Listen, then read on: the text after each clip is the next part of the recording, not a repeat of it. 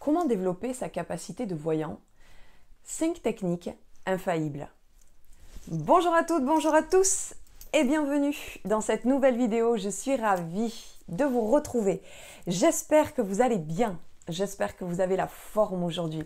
Alors pour ceux qui ne me connaissent pas, bienvenue sur ma chaîne. Je suis Mélanie, je suis coach en développement personnel et experte en hypersensibilité pour vous aider à transformer cette sensibilité en super pouvoir. Pour que vous puissiez devenir, comme j'aime le dire, le super-héros de votre vie, c'est-à-dire une personne confiante en elle, épanouie, inspirante, mais surtout qui s'aime avant tout pour elle-même. Et aujourd'hui, dans cette nouvelle vidéo, nous poursuivons la playlist sur les capacités extrasensorielles que vous pouvez posséder ou cette ouverture particulière au monde invisible. Et cette espèce de confusion lorsque des personnes viennent à moi et se disent « mais est-ce que j'ai des dons ? Qu'est-ce qu'un don ? Qu'est-ce que la voyance ? Qu'est-ce que la médiumnité ?» Elles sont confuses car il n'y a pas vraiment, on ne met pas les choses au clair, on ne met aucune limite. Et elles sont aussi confuses, elles manquent de confiance en elles sur les capacités extrasensorielles qu'elles peuvent posséder ou éventuellement des dons qui se sont réellement activés dans leur vie et sont perdus dans leur chemin. Donc c'est pour ça que je fais ces vidéos et aujourd'hui spécifiquement ça va être pour les voyants. Alors la première clé et technique que je voudrais vous transmettre, c'est qu'est-ce qu'un voyant? Un voyant, c'est un professionnel ou une personne qui par une grande réceptivité, des capacités ou alors des capacités extrasensorielles plus développées ou encore un sixième sens, va capter des messages de son consultant ou de son client, de son passé, de son présent ou de son futur. Voilà le cadre du voyant. La deuxième technique, mais avant tout, si ce n'est pas déjà fait, je vous invite à cliquer sur le rectangle rouge s'abonner. Également, mettez-moi un petit pouce bleu et partagez cette vidéo en signe que vous appréciez le contenu de cette vidéo. Un voyant peut également avoir comme compétence médium. C'est-à-dire que quand vous le consultez, il peut également, en plus de cette compétence qu'on vient de voir, vous transmettre des messages de vos défunts. D'accord ? Donc, mais ce n'est pas obligatoire. On peut avoir seulement la capacité et la compétence de voyant, et c'est très bien comme ça, et ou, en plus, la médiumnité, et inversement. Et pour ce faire, je vous invite pour voir pour les médiums ma précédente vidéo qui est sur le médium. La troisième technique, c'est les différentes formes de canalisation. Alors, on n'en voit que 3, hein, parce que on ne peut pas toutes les voir, c'est pas possible. Alors, il va y avoir les clairaudiences, les clairsentiences, les clairvoyances, toutes les clairs.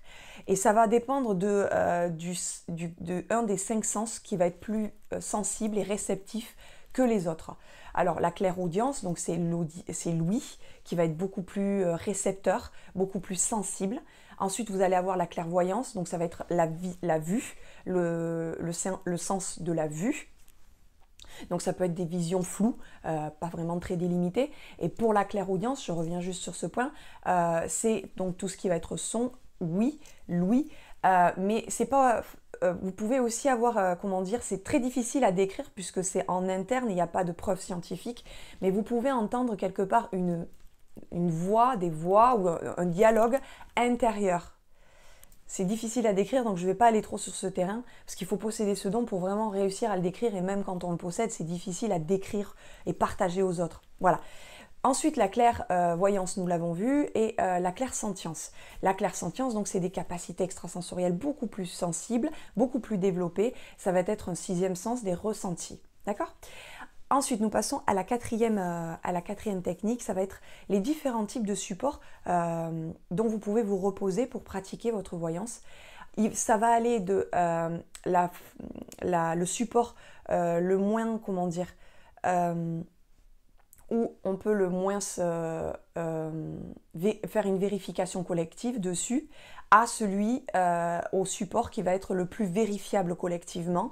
Donc, on va commencer par les moins vérifiables. Ça va être un voyant qui va posséder, avec ses capacités extrasensorielles, il va réussir à vous délivrer un message sans support.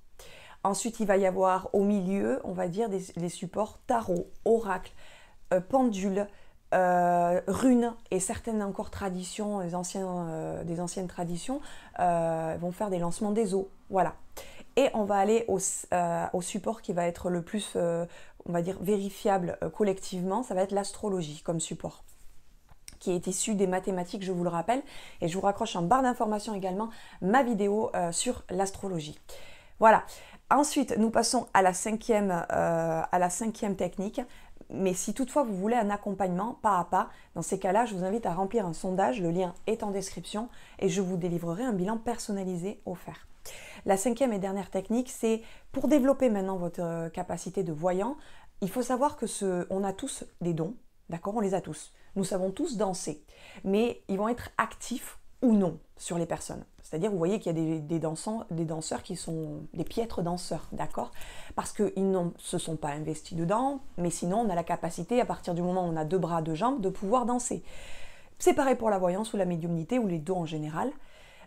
Donc ça peut se travailler si vous ne possédez pas ou ne vous reconnaissez pas dans la définition du médium ou du voyant, que vous ne possédez pas spécifiquement cette définition du voyant. Dans ces cas-là, sachez que ça se travaille, c'est comme le dessin, ça peut se travailler. Et pour ce faire, vous pouvez avec de l'investissement, je vais vous donner 2-3 pistes pour vous aider à développer ce don.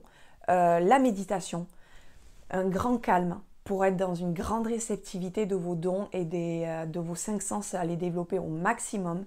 Les lectures intuitives et ensuite également vous allez avoir quelques chaînes YouTube triées sur le volet qui vont être des personnes avec une grande éthique, qui ne font pas n'importe quoi et qui ne sont pas des charlatans, que je pourrais éventuellement vous conseiller, qui d'après moi ont voilà, un grand professionnalisme, une grande éthique.